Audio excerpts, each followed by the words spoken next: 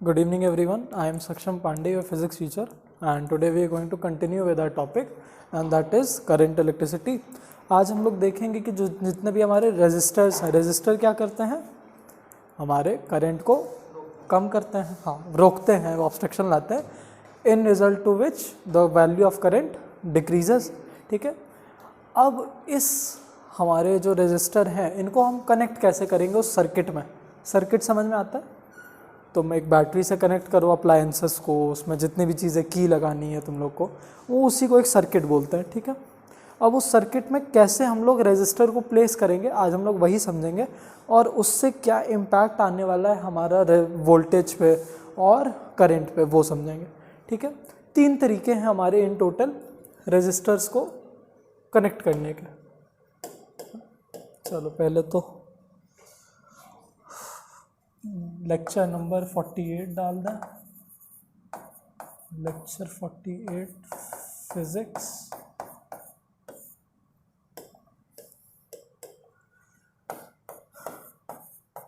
Topic combination of resistors. Resistor कोई भूला तो नहीं है ना? चलो वहाँ से वाईफाई ऑन कर दो.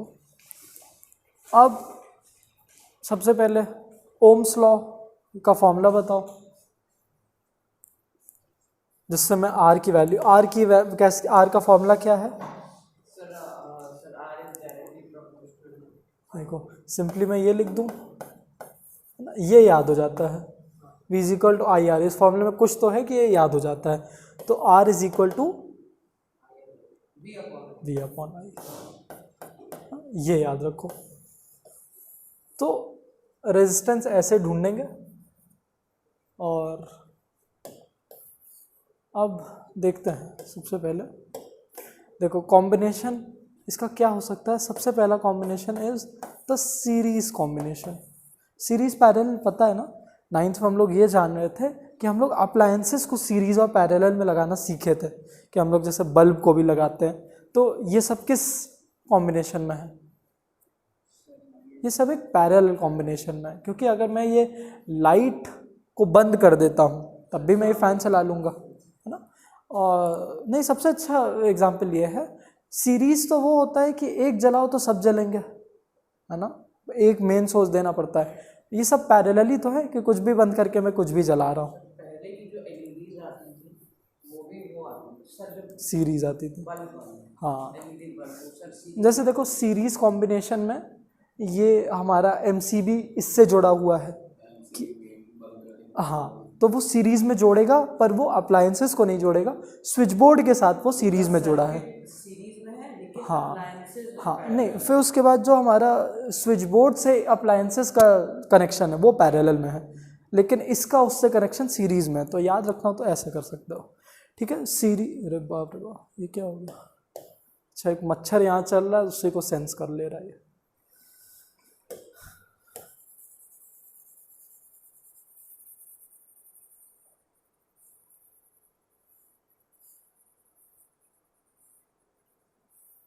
OCD वालों को इन सबसे बड़ी दिक्कत होती है.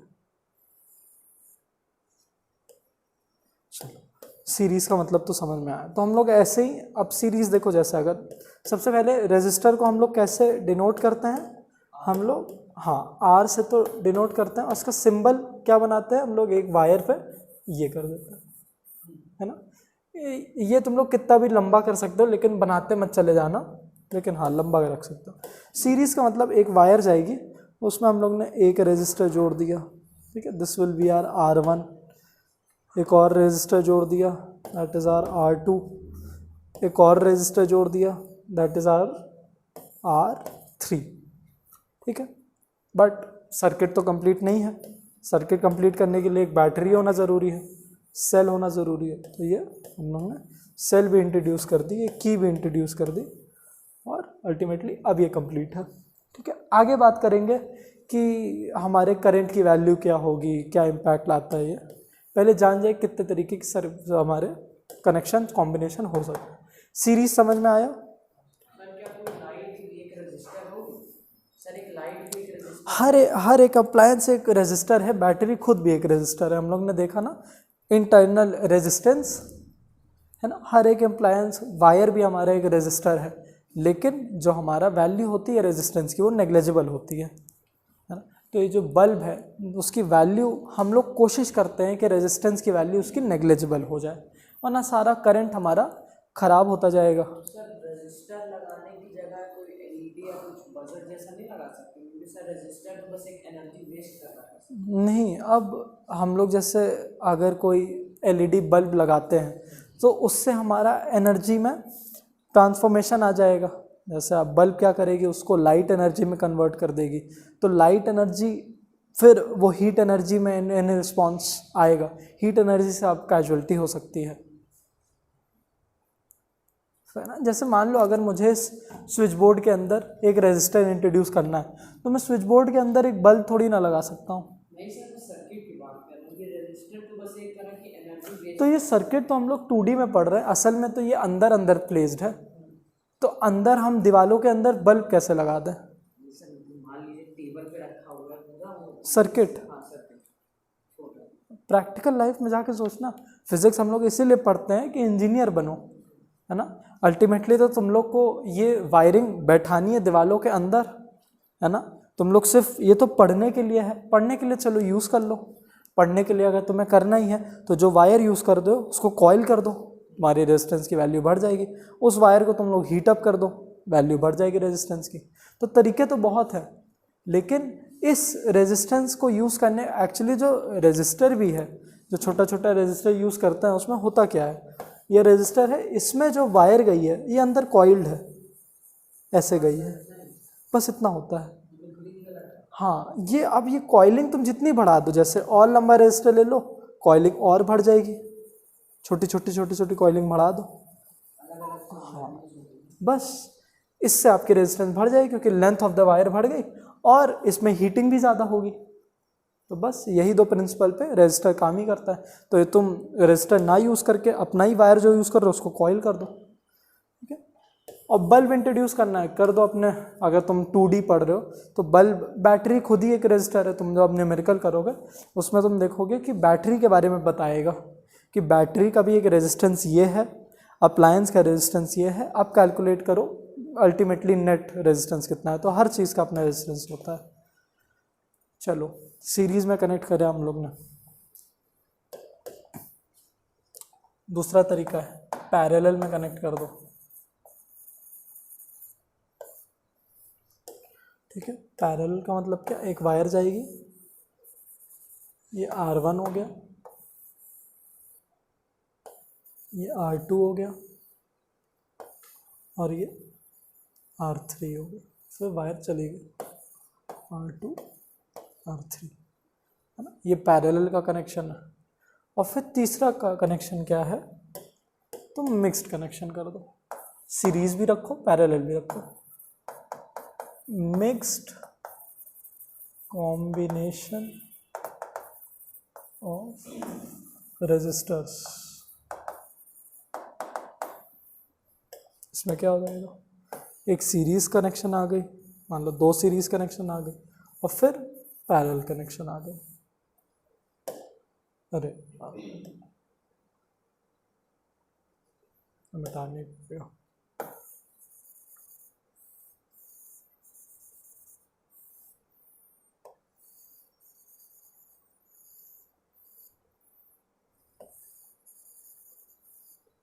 ठीक है। तो एक सीरीज कनेक्शन भी आ गया और पैरेलल कनेक्शन भी आ गए, तो ऐसे भी बना सकते हो। सीरीज और पैरेलल में कोई और चीज़ भी डिफरेंस हो? हाँ, बहुत बड़ी डिफरेंस आएगा, अभी हम लोग देखेंगे, बहुत बड़ा डिफरेंस आएगा, ठीक है। लेकिन इतना समझ में आया कि कॉम्बिनेशन कितने तरीके के हो सकते हैं।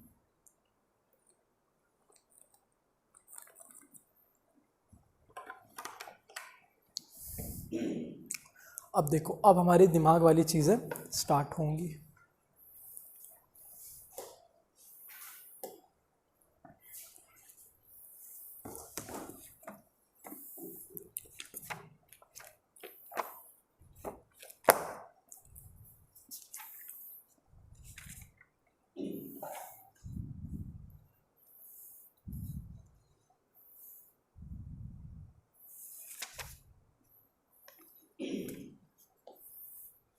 चलो अब 3 फैक्टर्स को हम लोग को पढ़ना है साथ साथ, V को, I को और R को, ठीक है। एक के बाद एक लिखता हूँ, लास्ट में I कैलकुलेट कर लेंगे, V और R देख के I पता ही चल जाएगा, ठीक है।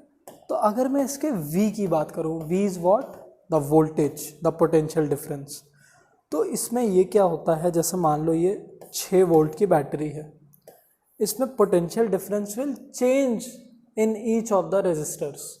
क्यों? क्योंकि देखो यहाँ से यहाँ तक की डिस्टेंस में, इसी को मान लो यहीं पे बैटरी है, वरना तो क्या है यहाँ से यहाँ तक की डिस्टेंस बढ़ेगी, लेकिन ये तो सबके लिए कॉमन ही है, तो मैं यहीं पे बैटरी मान ले रहा हूँ। समझ में आ रहा है ना? पोटेंशियल डिफरेंस यहाँ से कैलकुलेट करते हैं, लेकिन मैं यहाँ पे मान रहा हूँ सीधे खींचने के लिए, ठीक है। मान लो यहीं पे बैटरी कनेक्टेड है यहाँ पे। चलो R1 के लिए जो डिस्टेंस है वो इतनी है, तो जो पोटेंशियल डिफरेंस होगा वो कम होगा, लेट इट बी V1। जो R2 के लिए डिस्टेंस है वो इतनी है ना, इसके लिए पोटेंशियल डिफरेंस बढ़ गया क्योंकि हम डिस्टेंस बढ़ाते जा रहे हैं, तो we will have to spend more energy on taking the charge from here to there. और जो R3 है उसके लिए डिस्टेंस और बढ़ गई है ना, तो इसका पोटेंशियल डिफरेंस और ज़्यादा बढ़ गया। तो ये सबका अपना अपना पोटेंशियल डिफरेंस आया है, और ultimately the net potential will be the sum of all the potentials V1 plus V2 plus V3। Clear? Voltage की बात समझ में आई? इसमें कोई डाउट तो नहीं? समझ लो अच्छे से। मतलब इसमें voltage will change in each of the resistors.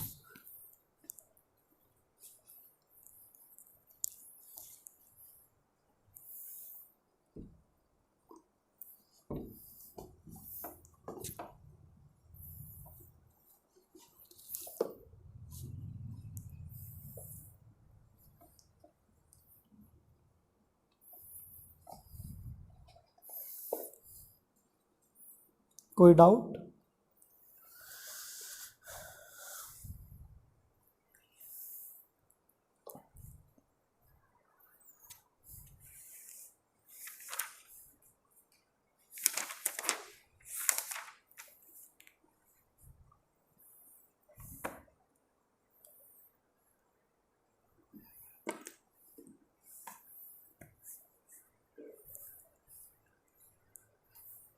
V1, V2 और V3 में, सर V2 और V3 में तो V1 की लेंथ कॉमन होगी।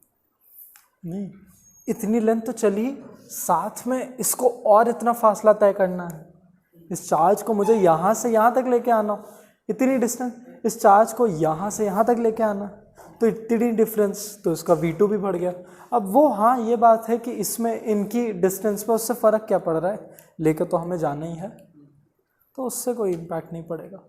मतलब तुम V3, ऐसा नहीं होगा, इतना मुश्किल क्वेश्चन आएगा नहीं कि तुम्हें V3 कैलकुलेट करने को बोल दे, है ना। हमें अल्टीमेटली करंट को, रेजिस्टेंस को लेना है। तो अगर दिमाग तुम्हारा वहाँ पे लग रहा है कि क्या V3 में मुझे V1 प्लस V2 प्लस जो बचा वो करना पड़ेगा, तो ऐसा इतना मुश्किल कुछ नहीं आने वाला, ठीक है। कोई डाउट? कहाँ लेट हो गया तुम लोग को? कोई बात, चलो रेजिस्टर्स के बारे में पढ़ रहे हैं, ठीक है। सीरीज कॉम्बिनेशन का पढ़ रहे हैं हम लोग। अब let's talk about the R, the resistor. अब रेजिस्टर जब सीरीज में होते हैं तो सारे रेजिस्टर्स क्या करेंगे, कलेक्टिवली हर रेजिस्टर करंट को धीमा लाता रहेगा, है ना। तो जो नेट रेजिस्टेंस होगी वो हो जाएगी सारे रेजिस्टर्स का सम, R1 plus R2 plus R3। Clear? और जो हमारा I हो जाएगा, अब क्वेश्चन अराइज होता है यहाँ पे, इसमें देखो, अगर मेरा I निकलता है यहाँ से I, ठीक है, यहाँ तक पहुँचा तब भी वो I है, अब यहाँ पे पहुँचा तब भी वो I है, यहाँ पे पहुँचा तो क्या I वो मैं बदलूँ कि सिर्फ I लिख दूँ? क्या मैं इसको I1 I2 कोई और वेरिएबल का नाम दूं? फ़ोन मत चलाओ हर्ष, फ़ोन मत चलाओ, आप ध्यान दे लो। इसमें से बोर्ड्स में बहुत आता है क्वेश्चन, ये बहुत ही इंपॉर्टेंट आज की क्लास है, ठीक है। तुम लोग अगर खोलते हो प्रैक्टिस असाइनमेंट देखोगे ये कनेक्शन बहुत आता है पैरेलल और सीरीज़ का, और तुमसे बहुत इस पर न्यूमेरिकल पूछेगा, तो इस पर ध्यान दो। हाँ बताओ, आई क्या मैं यहाँ पे चेंज रखूँ? मतलब क्या लग रहा है, आई की वैल्यू कम ज़्यादा कुछ हो जाएगी? मतलब मैं और कोई वेरिएबल यूज़ करूँ?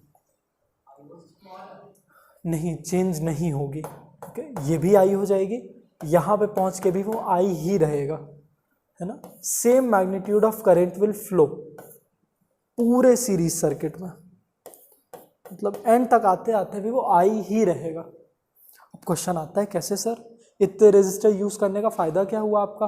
अगर ये सब आई को गिरा ही नहीं रहे हैं तो क्या फ़ायदा आपका?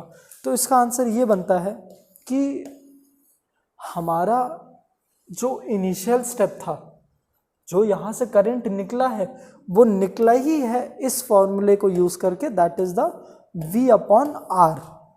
तो V will be the net, V मतलब हमने सारे पोटेंशियल को ऐड किया, सारे रेजिस्टर्स के पोटेंशियल को, और रेजिस्टर्स में भी सारे रेजिस्टर को ऐड कर चुका है हमने। तो इन दोनों ने अपना इम्पैक्ट ऑलरेडी ला चुका है आई पे, है ना। तो जब अब मैं इसको भी अगर एनलार्ज करके लिखूं तो देखो V तो जो आया वो आया V नेट, इस पे ध्यान नहीं देते। R की मैं बात करूं तो पहले से ही वो R1 plus R2 plus R3 की बात वो कर चुका है। तो सबके रेजिस्टेंस का जो वैल्यू है उसको मैंने सम अप करके I की वैल्यू ऑलरेडी गिरा दी है, ठीक है। इसीलिए जब मैं यहाँ पे चला रहा हूँ तब I की वैल्यू नहीं गिर रही है ना, क्योंकि I बस सीधे जाता जा रहा है, I की वैल्यू वही है, क्योंकि हमने इनिशियली I को गिरा दिया है, तीनों को ऐड करके, एक एक करके हम नहीं गिराते हैं सीरीज में। हाँ, दोनों साथ में गिर रहे हैं, है ना। मतलब पोटेंशियल तो धीरे धीरे इंक्रीज हो रहा है। R, अब R की भी वैल्यू कितनी भी हो, यहाँ पे जैसे अगर ये मान लो 1 ओम का रेजिस्टर है, ये 3 ओम का रेजिस्टर है और ये 5 ओम का रेजिस्टर है, तो हमें क्या करना है, हमें मान लो सिर्फ अगर पोटेंशियल बताया जाए तो हमें I की वैल्यू अगर निकालनी है तो मैं 6 वोल्ट लूँगा। देखो V नेट आना ही 6 वोल्ट है, ठीक है। तो मैं क्या कर दूंगा, 6 वोल्ट अपॉन 1 3 5 तो 9 ओम, तो ये क्या बन गया 2/3 0.75। चलो 2/3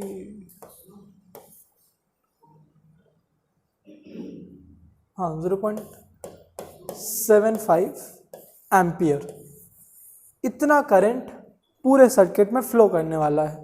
2/3 इतना ही आएगा ना,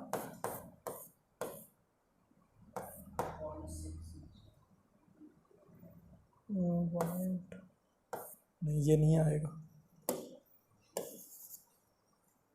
0.6 बार चलेगा ना, हाँ ठीक है 0.67 ही मान लो, तो 0.67 एम्पियर का करंट पूरे सर्किट में दौड़ेगा। तो हमेशा ये की पॉइंट बना लो कि इन सीरीज सर्किट नहीं बोलते, in series combination of resistors, in series combination of resistors I remains what constant, हाँ सेम। और अगर क्वेश्चन उठता है क्यों, तो R has already made its impact on the I when it left the battery, जो जब बैटरी से निकला ही तभी I पे इम्पैक्ट आ चुका था R का, है ना। ये की पॉइंट याद रखना, जब भी तुम क्वेश्चन न्यूमेरिकल अपने सॉल्व करो ये हमेशा याद रखना। इसमें क्या बदलेगा, इसमें V बदलेगा, R बदलेगा, और R को कैसे कैलकुलेट करते हैं, इस फॉर्मूले से सिंपली ऐड अप कर दो सबको, है ना। V को कैसे ऐड करते हैं, सिंपली ऐड अप कर दो, समझ में आ रहा है ना। और फिर आई का फॉर्मूला इसी फॉर्मूले से आ जाएगा। तो ये 3 फॉर्मूले तुम्हें समझने हैं, याद करने हैं, और इसी पे बेस्ड क्वेश्चन आएंगे, है ना। क्वेश्चन मुश्किल होने वाले हैं तो तुम्हें ये याद करते करते समझना भी है, ठीक है। अगर समझोगे नहीं तो नहीं सॉल्व कर पाओगे इसके क्वेश्चन, ठीक है। इसको कॉपी कर लो जिसको करना है, आगे बढ़ते हैं। फिर कहाँ पे छोड़ूं, यहीं पे छोड़ दूं, यहीं छोड़ दिया।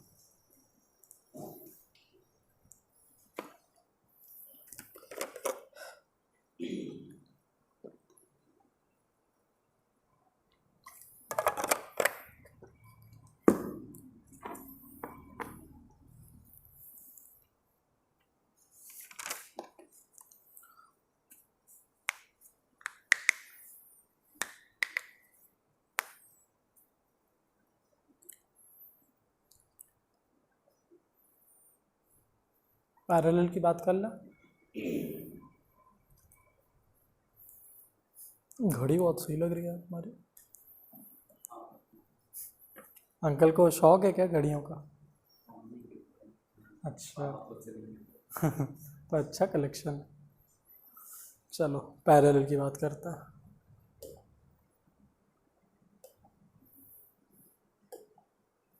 अरे यार एक पेज, सेकंड नंबर का पेज खाली चला गया। चलो सीरीज में कोई डाउट तो नहीं ना, क्या क्या होने वाला? डाउट हो तो रोक देना। चलो सेकंड पैरेलल में कनेक्ट करके देखते हैं क्या इम्पैक्ट आने वाला है।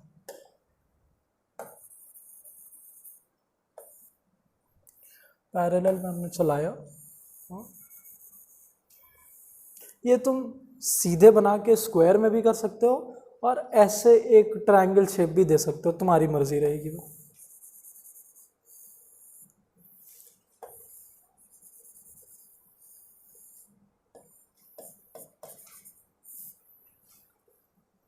ना अब इसकी बात करें तो देखो इसमें भी हम लोग सबको अपना अपना ओम दे देते हैं, R1 R2 and the R3। Let R1 be 1 ohm, फिर से same question 3 ohm and R3 5 ohm ना, यही था ना? हाँ यही था। अब इसको भी कनेक्ट करना ही पड़ेगा एक बैटरी से, कर देते हैं।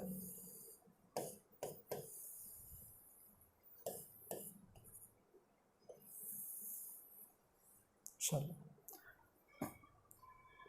अब इसमें क्या दिमाग लगाना पड़ेगा कि जैसे उसमें आई की वैल्यू सेम चल रही थी, लेकिन यहाँ पे आई की वैल्यू बदल जाएगी। और अगर चलो फिर से उसी फॉर्मेट पे चलते हैं तो ज़्यादा समझ में आएगा। अगर मैं पहले वी की बात करूँगा, फिर आर की बात करूँगा और आई की वैल्यू तो पता ही चल जाएगी उससे। इसमें अगर मैं वी नेट की बात करूँ तो इसमें वी सबके पास बराबर रहता है, सेम अमाउंट ऑफ वोल्टेज, क्योंकि देखो जो स्टार्टिंग पॉइंट है that is common for everyone, है ना। तो द डिस्टेंस इज इतना ही, मतलब एक्चुअली तो डिस्टेंस इतनी है, लेकिन मैं फिर से कॉमन पॉइंट ये मान रहा हूँ, ठीक है। बैटरी जहाँ से स्प्लिटिंग हुई है यहाँ पे बैटरी को मान रहा हूँ, लेकिन एक्चुअली पोटेंशियल यहाँ से कैलकुलेट होगा, है ना। टर्मिनल वोल्टेज यहाँ से आएगा कैलकुलेशन, लेकिन जैसे सीरीज में माने थे यहाँ से लेके यहाँ तक चलना है चार्ज को, तो तीनों के लिए कॉमन वही है ना। तो V will be exactly same for all 3 resistors. तो इसमें की पॉइंट क्या बनेगा? In parallel combination of resistors, बात मत करो बेटा, बात मत करो। In parallel combination of resistors the value of V will be the same, बदलने नहीं वाली है। ये इसका की पॉइंट बना, V की वैल्यू सेम रहेगी, लेकिन हमारी जो R और I की वैल्यू है वो बदलती रहेगी। दोनों कॉम्बिनेशंस में एक चीज़ कांस्टेंट रहेगी, एक चीज़ बदलेगी।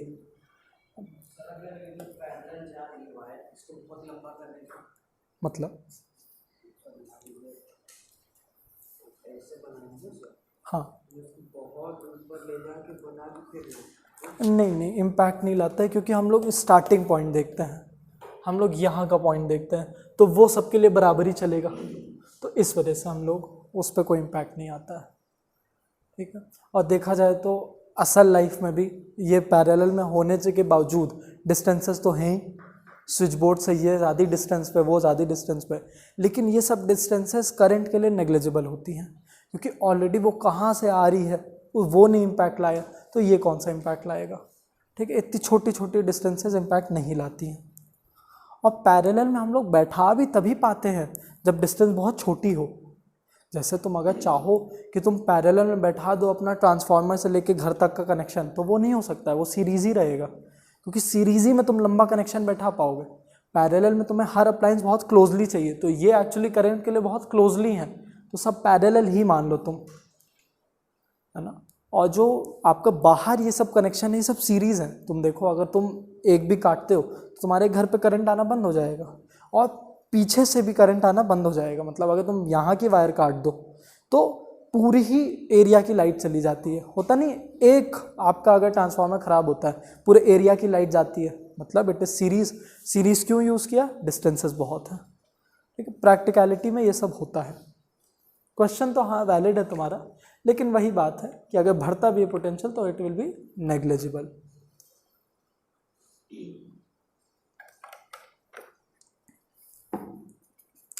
चलो फिर इसी बात पे आर की भी बात कर ही लेते हैं। यहाँ पे आर के साथ बड़ी कमाल की चीज़ हो, देखो वी तो लिख ही देता हूँ सेम, तो वी को वी ही मान ले रहे हैं, जितने वोल्टेज की होगी उतनी वोल्टेज रहेगी। ठीक है, इट विल बी सेम। और जो आर की बात होती है, एक चीज़ पहले तो सीरीज में हम लोग देखें तो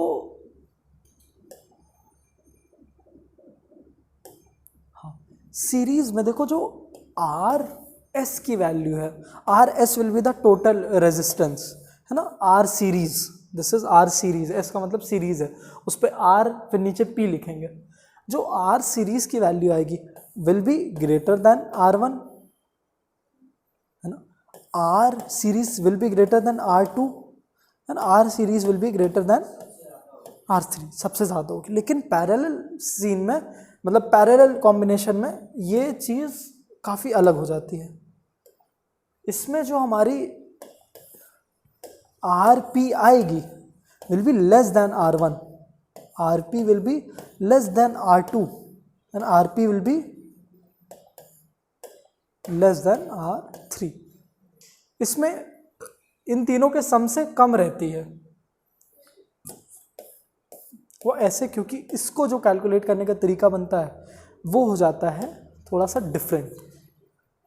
आरपी कैलकुलेट करने का तरीका है 1/RP is equal to 1/R1 plus 1/R2 plus 1/R3। फिर तुम लोग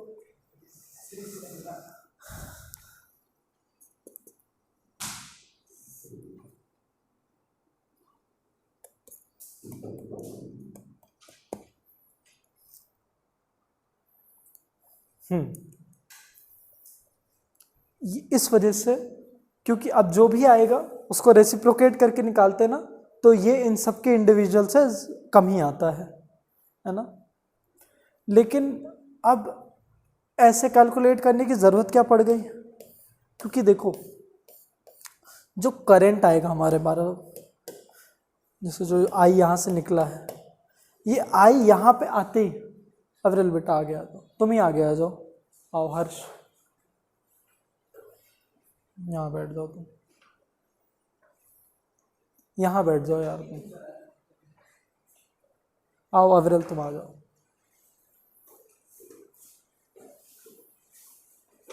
आओ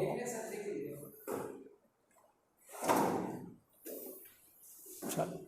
आई आते ही यहाँ पे स्प्लिट हो जाएगा ये अपना, ये I1 यहाँ पे जाएगा, I2 यहाँ पे जाएगा और I3 यहाँ पे जाएगा। यहाँ पे आते ही अपना स्प्लिट कर लेता है।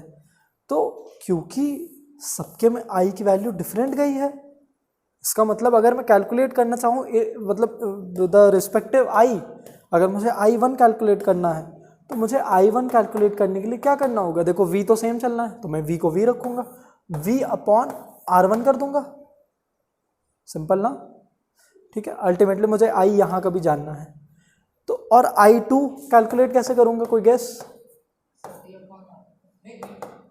V upon R2। और I3 कैसे कैलकुलेट कर दूंगा? देखो हटते ही तुम्हारा दिमाग चलने लगा ना, बस तुम्हारा भी। चलो ये सारे रिस्पेक्टिव आई की वैल्यू ऐसे आएगी। अब अगर मुझे सारे करंट का टोटल लेना है तो मुझे क्या करना होगा? जो आई टोटल आएगा मतलब आई टोटल अपॉन मुझे आर टोटल करना होगा, है ना? अरे सॉरी, अगर मुझे आई कैलकुलेट करना मुझे ये लगना पड़ेगा V अपॉन आर। समझ में आ रहा है? अरे I is equal to V upon R होता है ना, V तो सेम चलना है सबके लिए, वोल्टेज सेम रहेगा क्योंकि मैंने पहले ही बता दिया। ये देखो ये की पॉइंट जो रहा कि वोल्टेज सेम रहेगा, तो V मुझे चेंज करने की जरूरत है नहीं सबके लिए जैसे मैं सीरीज में कर रहा था। लेकिन R की बात करूं तो R तो मुझे इन सबका सम लेना होगा ना, तो यही है RP ही सम है, ठीक है। RP मतलब द नेट रेजिस्टेंस। हाँ वो इसी से तुम्हें पता चलेगा, इसीलिए इस पे ध्यान दो तभी तुम्हें वो समझ में आएगा। तो आई टोटल इतना ही आएगा, है ना। और इसको मैं अगर लिखना चाहूँ तो इन सबको सम कर दूँ, यही देने वाला है। तो I will be the V upon R1 plus V upon R2 plus V upon R3। समझ में आ रहा? अब अगर इस इक्वेशन में मैं LHS RHS दोनों से V हटा दूं तो कोई दिक्कत नहीं है। तो देखो बचेगा क्या? 1 अपॉन RP मतलब net resistance will be 1 upon R1 plus 1 upon R2 plus 1 upon R3। This gives you the formula for net resistance. तो यहां से वो फॉर्मूला है रेसिप्रोकल का, ठीक है। ये समझने वाली बात थी। तो इसमें क्या चेंज होगा? और आई अगर मुझे कैलकुलेट करना है मुझे क्या करना पड़ेगा? देखो I the net current will be V upon RP, है ना। तो मैं पहले पूरे रेजिस्टेंस को कैलकुलेट करना पड़ेगा इस फॉर्मूले से, फिर उसको यहां पे पुट करना पड़ेगा, फिर तुम्हें आई की वैल्यू देगा वो।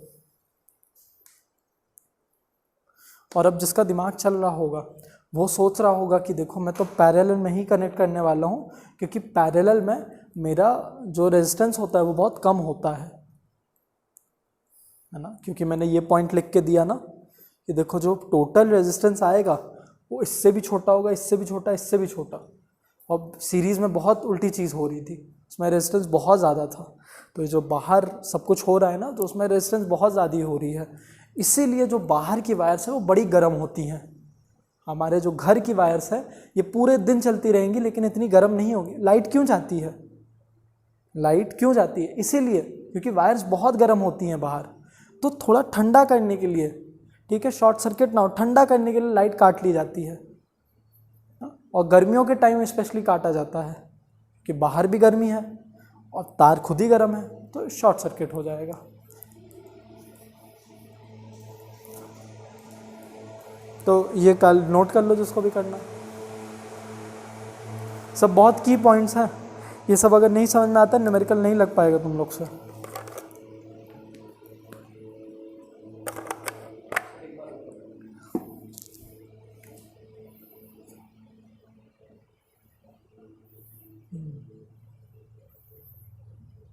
बस अच्छे से समझो उसको, जो डाउट आए पूछ लो। थोड़ा सा नीचे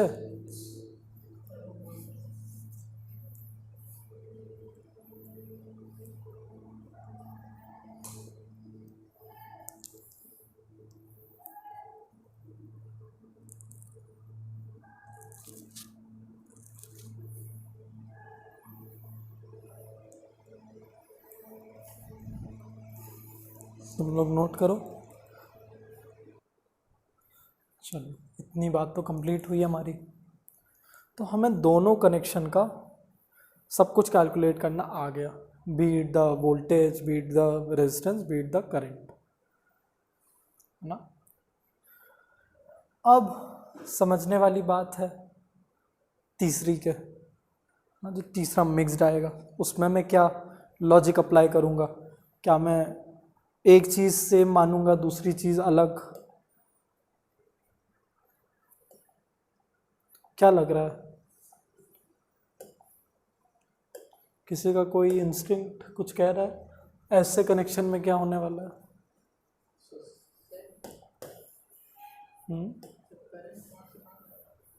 हाँ सही बात है, ये तो एकदम सही बात है, बना ही देते हैं, समझ में तो आ जाए करंट कहाँ से कहाँ जा रहा है। ठीक है, तो आप करंट यहाँ से यहाँ जा रहा है, लेकिन बात यह है कि मुझे अगर आई की वैल्यू ढूंढनी है तो मैं किस लॉजिक को कैलकुलेट, मतलब किस लॉजिक को यूज़ करूँ, क्या मैं यहाँ पे वोल्टेज को बराबर मानूँ सर्किट में, अलग अलग मानूँ? देखो यहाँ पे दोनों कॉन्सेप्ट को तुम्हें साथ में लेना पड़ेगा। जब तुम R1 को कैलकुलेट कर रहे होगे तो तुम सीरीज़ की बात समझना, ठीक है। सीरीज़ क्या कहता है, वोल्टेज बदलेगा, है ना। तो इसको कैलकुलेट करने के लिए तुम अपना फॉर्मूला लगाना, और देखो एक ही आर है ही, और ऐसे केसेस में जनरली एक ही सीरीज होता है, बाकी पैरेलल होते हैं। नहीं, ये पैरेलल में है, ठीक है, इनके साथ पैरेलल ज़्यादा है ना। अब कनेक्शन पॉइंट इसका ये बन गया है। तो इसको कैलकुलेट करने के लिए तुम्हें क्या करना होगा, बस ये लगाना, और इससे क्या आ जाएगा, V/I।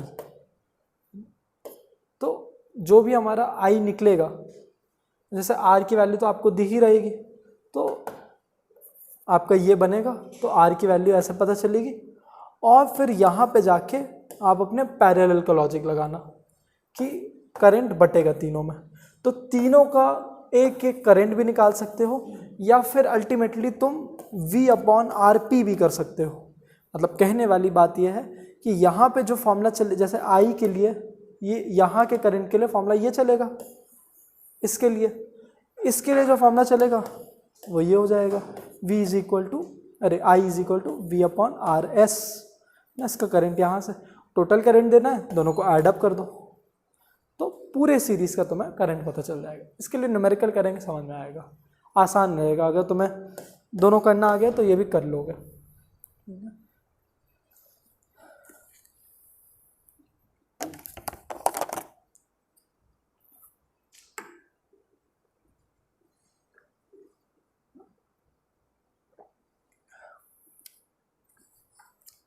जैसे अगर मैं यहाँ पे कुछ न्यूमेरिकल वैल्यू देने लगूँ तुम लोग को, अगर मैं तुम लोग से पूछूं कि बेटा R1 है हमारा 4 ओम का, R2 है 1 ओम, R2 है R2 1 ओम, R3 3 ओम, और R4 5 ohm. Now tell me the net resistance. तो कैलकुलेट करो तुम लोग, टोटल रेजिस्टेंस बताओ। नहीं, बस रेजिस्टेंस बतानी है तुम्हें, ऐड अप करके, इसमें V की वैल्यू नहीं चाहिए, सिर्फ ऐड करना है सबको, लेकिन किस ऑर्डर में वो तुम्हें खुद दिमाग लगाना, रेसिप्रोकेट करके कि सीधा रख के।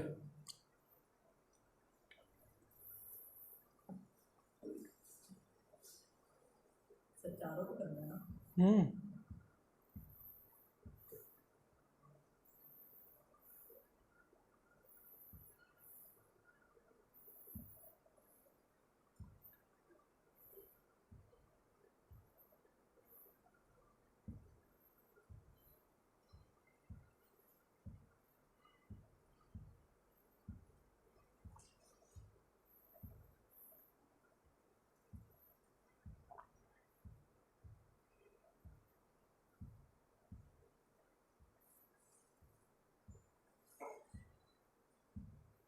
निकला किसी का?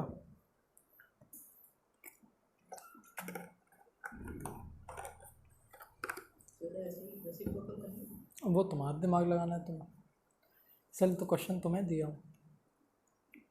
मैंने क्या बोला, दोनों का अलग अलग कॉन्सेप्ट लगा के ऐड करना, दोनों का अपना अपना जो रिस्पेक्टिव कॉन्सेप्ट चलता है वो लगाओ इन पर। 5.53 ठीक है, देखते हैं किसी और का कुछ आंसर। चलो वोटिंग कर भी लेते हैं।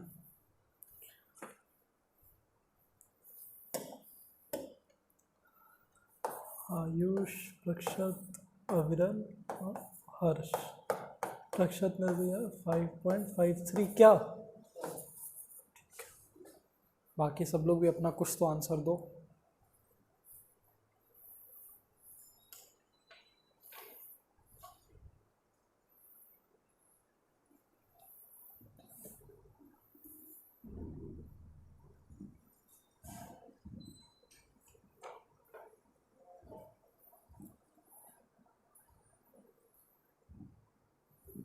रेजिस्टेंस कैलकुलेट करो, टोटल रेजिस्टेंस, नेट रेजिस्टेंस, और आंसर दो अपना।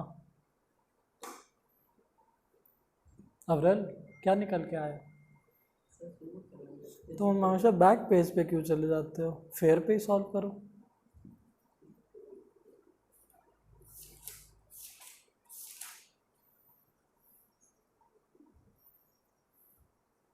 चलो आयुष तुम्हारा कुछ,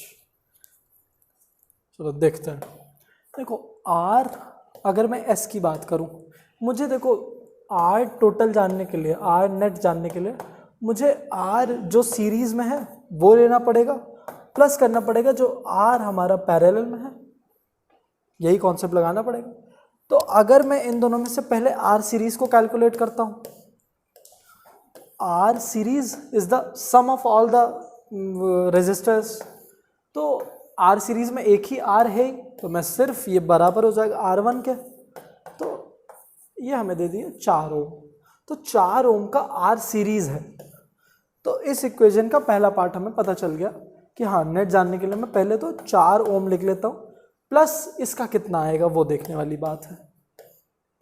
चलो कैलकुलेट करने की कोशिश करें। तो आर पी का जो मैंने फॉर्मूला बताया तो वो है 1/RP is equal to 1/R1। तो इसमें तो 2 है, तो R2 plus 1/R3 plus 1/R4, यही रेजिस्टर्स हैं और ये R का फॉर्मूला है। तो मैं R का फॉर्मूला हमेशा, दोनों को तुम्हें याद तो रखना पड़ेगा ये चीज़, ठीक है। ऐसा नहीं है कि थ्योरी समझ गए तो सम हो जाएगा, याद तो रखना पड़ेगा, ये फॉर्मूला चलेगा हमेशा। पैरेलल में ये चलेगा, सीरीज में सीधा चलेगा, ठीक है, बस ऐड कर दो। तो 1/RP will be equal to, पहले जो रेजिस्टर की वैल्यू है 1, 3 और 5 लिखते हैं 1/1 ओम। और ध्यान रखना हमेशा इसको रेसिप्रोकेट करना मत भूलना ना, सबसे बड़ा इम्पैक्ट ये लाएगा। और हमेशा सबसे बड़ी गलती होती है कि लोग इसको रेसिप्रोकेट नहीं करते, नॉर्मली रेजिस्टर्स को ऐड कर देते हैं। नहीं, रेसिप्रोकेट करना। और क्यों किए हैं? क्योंकि आई बटेगा तीनों में, उसकी वजह से हमारा ये फॉर्मूला निकल के आया है। प्लस 1/3 ओम प्लस 1/5 ओम, तीनों को एलसीएम लेना पड़ेगा 15। अब 15 plus 5 plus 3 23/15 is equal to 1/RP। तो RP इज इक्वल टू 15/23, है ना। रेसिप्रोकेट इसको भी कर देंगे, LHS RHS दोनों का किया। अब ये कैलकुलेट होकर कितना आएगा? एग्ज़ाम में चिंता मत करना, ऐसा नहीं आएगा, एग्ज़ाम में बहुत इजीली कट जाएगा वो। 15 डिवाइडेड बाई 23, ये तो मैंने क्वेश्चन लिया कि कुछ भी आ रहा था, ये आ जाएगा 0.65, 62 आ रहा है कि 65 आ रहा है, जितना भी आ रहा है, हाँ 65 भी है। तो 0.65 ओम। देखो कही हुई बातें भी एकदम क्लियर हो रही हैं हम लोग को। हमने कहा था कि जो RP आएगा वो हमेशा कम होगा R1 से भी, R2 से भी, R3 से भी। और देखो RP किसी से भी ज़्यादा नहीं है, ना, रेजिस्टेंस की वैल्यू बहुत ज़्यादा कम है। इसके होने के बावजूद कि देखो एक 5 ओम का रेजिस्टर भी है, तब भी जो अल्टीमेटली रेजिस्टेंस करंट को ऑफर हो रही है वो सिर्फ 0.62565 ओम की है। तो ये कमाल की बात होती है पैरेलल की, कि हम इतने सारे रेजिस्टर जोड़ते जा रहे हैं, लेकिन जितने भी हम जोड़े वो अल्टीमेटली हमारे रेजिस्टेंस की वैल्यू को कम ही करता जाएगा। नहीं, 4 अभी तो हमें आरपी में क्यों होगा, तो देखो आरएस में तो ये बात हो गई, और आरपी की वैल्यू निकल के आ गई 0.65। तो हमारा टोटल नेट रेजिस्टेंस कितना ऑफर हुआ करंट को, 4.65 ओम, है ना। This is your answer. ऐसे करना होगा तुम्हें सॉल्व। चलो कुछ अगर इजी रखूं,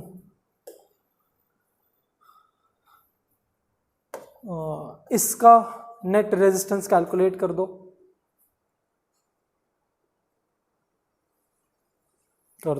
इसका नेट रेजिस्टेंस को कैलकुलेट करो।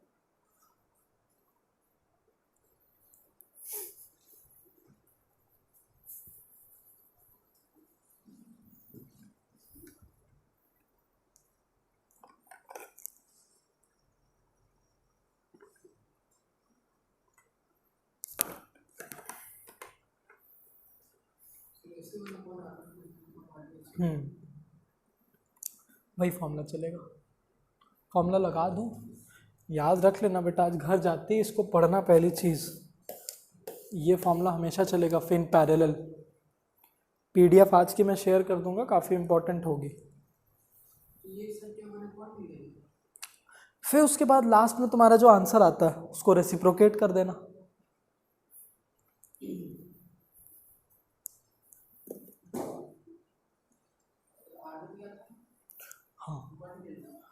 हाँ 1 ओमेगा। असाइनमेंट शीट लाए हो? नहीं, ओमेगा कोई वैल्यू नहीं होती है। नहीं लाए हो, क्वेश्चन दिखाना था। मैं फिर से बता रहा हूँ, इलेक्ट्रिसिटी से सबसे इम्पॉर्टेंट टॉपिक यही है। इलेक्ट्रिक सब, क्योंकि इस टॉपिक में सब कुछ कवर हो जाता है तुम्हारा, वी भी, आई भी और आर भी। तो अगर वो पूछता है, अब इसके बाद तो देखो हमारा, अब ये चैप्टर खत्म है, अगले टॉपिक पे हम लोग पावर सप्लाई, पावर कैलकुलेट करना सीखेंगे, ठीक है, वॉट्स में। फिर उसके बाद हमारा जो हमारी इलेक्ट्रिसिटी, करंट इलेक्ट्रिसिटी ख़त्म होगी, फिर हम हाउस होल्ड सर्किट पे जाएंगे, उस पर प्लग की बात होती है, वायर्स की। लेकिन हमारा जो करंट इलेक्ट्रिसिटी है उस पर सबसे इम्पॉर्टेंट यही है आज की क्लास, 9 ओमेगा। अब देखो ध्यान रखो, कभी 9 ओमेगा हो ही नहीं सकता है, क्योंकि हम लोग ने क्या देखा था, जो टोटल आरपी आएगा वो तीनों रेजिस्टेंस से कम होगा, मतलब एक से तो कम होना ही होना है, क्योंकि R1 की वैल्यू हमें पता है कि R1 ही 1 ओम है, तो आरपी हमारा 1 ओम से कम ही आएगा।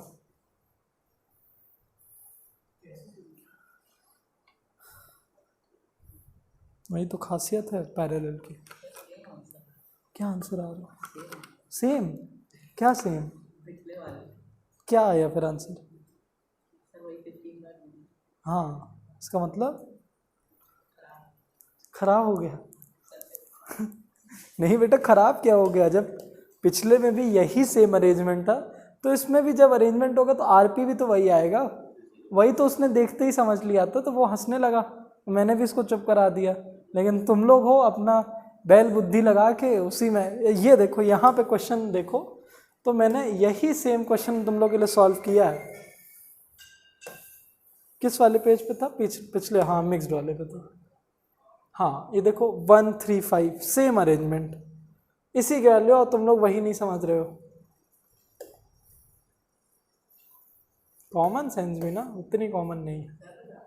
अच्छा तुम जानते थे, अरे बाप रे, तब भी लगे हुए थे कि कुछ आए, और जब सही सेम आंसर आ गया तो बोला सर खराब हो गया रजिस्टर। हाँ 0.65 आएगा। देखो अभी भी उसको नहीं समझ में आ रहा। अरे पिछला भी वही है बेटा, ये देखो यही है, सेम अरेंजमेंट हमने लगाया है, बस इस पे सीरीज था तो नेट की हटा दो बात, ये सेम अरेंजमेंट है, तो इसकी वैल्यू जो आएगी वो किसी पे भी लगाओ तो वो सेम ही चलेगी। इसकी वैल्यू देखो क्या आई, 0.65, ये सॉल्विंग है उसकी।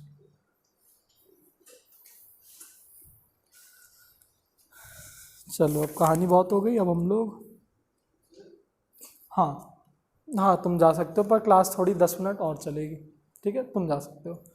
एक चीज़ हमेशा ध्यान रखना, सीरीज सर्किट में जो आर सीरीज आएगा वो ज़्यादा होगा हमेशा किसी भी रेजिस्टर से ले लो, और जो पैरेलल की बात होगी वो किसी, हाँ सबसे कम वाले से भी कम। हाँ तो अगर तुम लोग निकालते हो वैल्यू तो ये की पॉइंट रखना दिमाग में, ठीक है। अगर तुम्हें चेक भी करना है तो खुद ही तुम्हारी चेकिंग इसी से हो जाएगी। ओला कर लेना बेटा, आज अभी क्लास इंपॉर्टेंट चलेगी। न्यूमेरिकल 3 न्यूमेरिकल करना है, 15-20 मिनट और चलेगी क्लास, हो तो उसको रोकने के लिए मैंने 10 मिनट बोला था।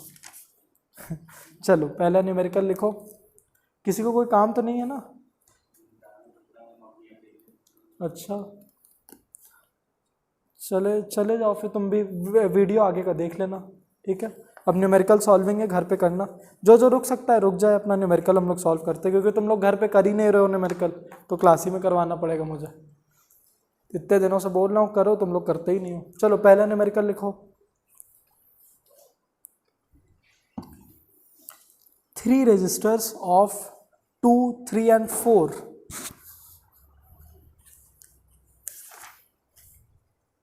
अच्छा तुम लोग बुक लाए हो ना? बुक में से ये सॉल्व एग्जाम्पल का चौथा वाला एग्जाम्पल सॉल्व करो, सोल्यूशन मत देखना, दिख जाएगा। चलो मैं ही बोल दे रहा हूँ फिर, क्या तुम भी नहीं कर लो? अच्छा चलो फिर सब लोग होमवर्क ही ले लो, कोई नहीं तो इसको क्या ही बचाएंगे, पढ़ाएंगे अकेले। चौथा वाला एग्जाम्पल, छठा वाला एग्जाम्पल, या फिर रुको, एग्जाम्पल नहीं, मैं तुमको, पर मेरी राइटिंग तुम लोग समझ ही नहीं पाओगे।